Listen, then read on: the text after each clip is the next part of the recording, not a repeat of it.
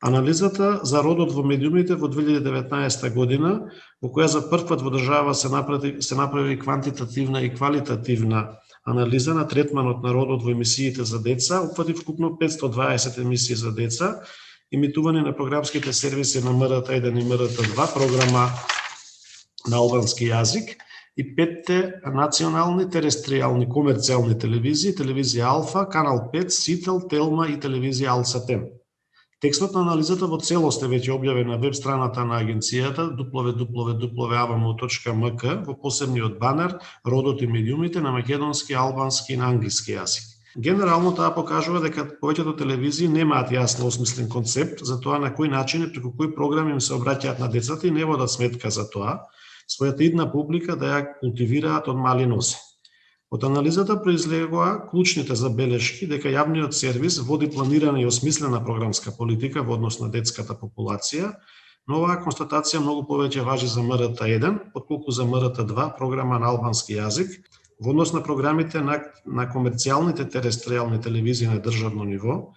Нодите покажуваат дека не постои осмислен и внимателен уредувачки пристап во изборот на емисии наменети за различни возрастни сегменти на малолетната публика, при што има многу помалку емисии за деца отколку кај јавниот сервис. На македонската радиотелевизија 1 од овој тип наратив игра на приказна беа анализирани две серии од домашно производство, македонски народни приказни и Си било еднаш, и една од странско производство, тоа е Лала Лупси серијата цртана. Кај МРТ-1 овој тип програма остава отисок на општествени вредности карактеристични за патриархалните општества.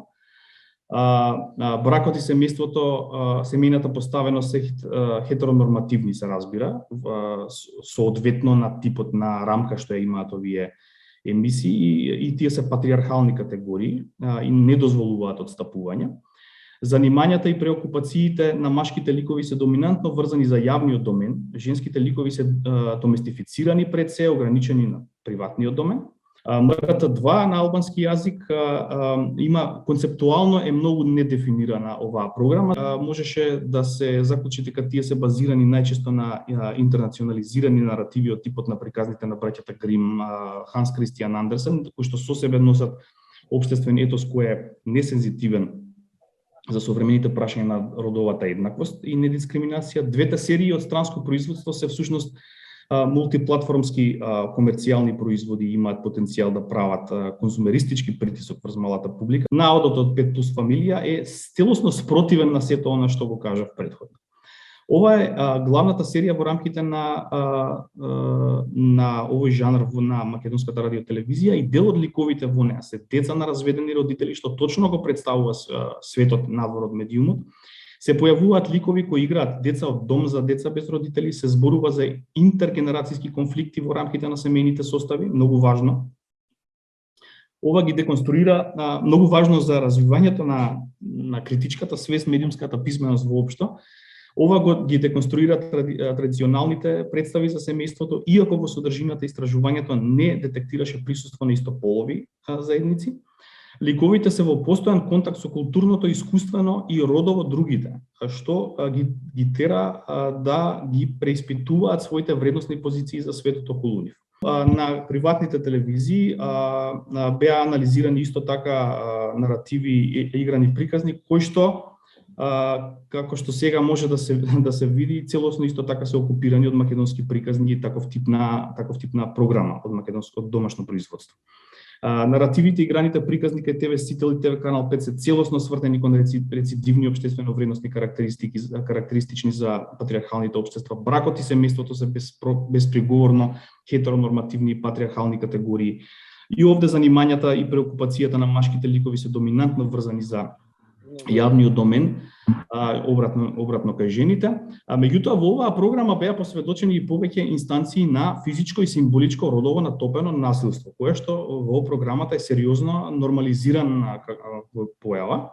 Младинецот ги следи промените во образовниот систем, и ги следи промените во општеството и сака директно да учествува, и токму затоа почетните основи кога ја конципираме програмата ни поаѓаат од тоа дека програмата мора да е едукативна и интерактивна. Едукативна затоа што BBC ја постави дефиницијата што е телевизија, по дефиниција таа треба да едуцира, да информира, да забавува и тоа по тој редослед.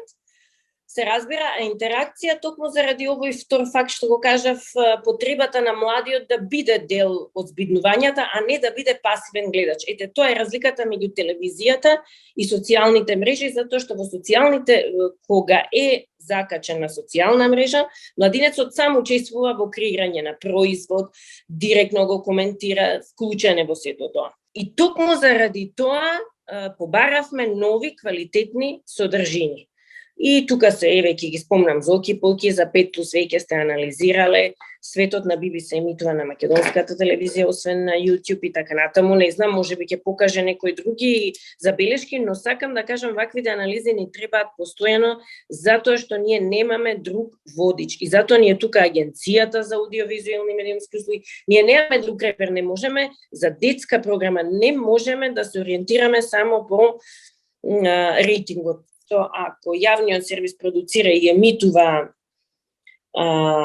квалитетна програма за деца, во таков случај и останатите сервиси, комерцијалните, ќе го следат примерот на јавниот сервис. Како што го следеле за македонските народни приказни, така ќе го следат и за 5+, и за Дајте музика.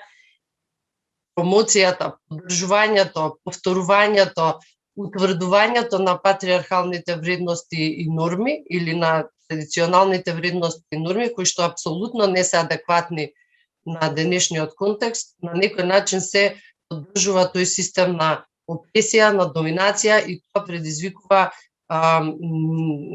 акумулирање на фрустрација која што може да заврши, мислам и често завршува со насилство. Тука е исто значајно поле, би рекла, од психолошка гледна точка да се работи, односно тип на емоционална писменост или поддршка на една здрава емоционална регулација и кај момчињата и кај девојчињата во смисла на